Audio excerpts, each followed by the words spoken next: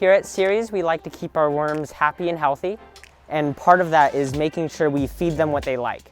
So to start off with, what we don't feed our worms are any citrus like lemons or oranges, onions and other allium family plants like garlic or chives, as well as hot peppers. Anything that's acidic or spicy, the worms will eat, but they will eat it slower, and this gives time for unhealthy bacteria to move in. What we do feed our worms is pretty much everything else.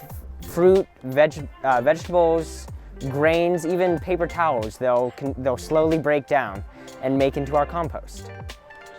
One of the reasons that we like to keep our worms healthy and happy with the right foods is to make sure we have a balanced bin. So inside our bins, we don't only have worms, we have plenty of pill bugs, slugs, spiders, an entire little ecosystem inside of our bins. And this is all part of it being healthy and balanced. One thing that is kind of common that makes an unhealthy, unbalanced worm bin is when bacteria moves in.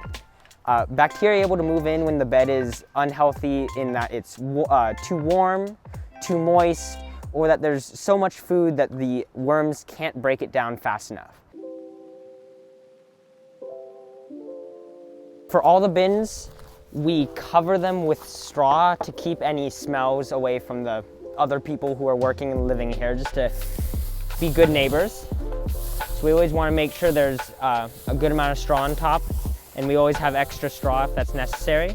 After the straw, we put cardboard or cartons as a source of carbon. We like to dig it up a little bit just to check on the worms, make sure they're doing healthy. A healthy bed will have plenty of worms and it shouldn't smell too bad. If it doesn't have worms and it has some more soupy spots, it may not be doing great. It may be too hot or being fed too much. We add produce from the kitchen, all of the scraps and cuttings. So when adding the produce, you want to make sure you're not overwhelming the worms. There shouldn't be so much that they can't eat in a week or so, but you want to make sure they have plenty to eat and stay healthy. So once you add the food, you cover it back up with the cardboard. And then once the cardboard is on, we water the worms. And there's no specific amount of water. You kind of need to eye it. You don't want to flood the worms. Like, it shouldn't be pouring out of the bottom. But if it's summertime and it's hot, you don't want the worms to dehydrate. But if it's been raining and the air is damp, you don't want to overhydrate them. We let the worms build up their deposit of droppings from our food for a few months, and once they've built up a good deposit of compost, we shift them to the other side and harvest. And once we have the rich compost, we make a worm tea, which we are able to spread throughout our garden and fertilize our food.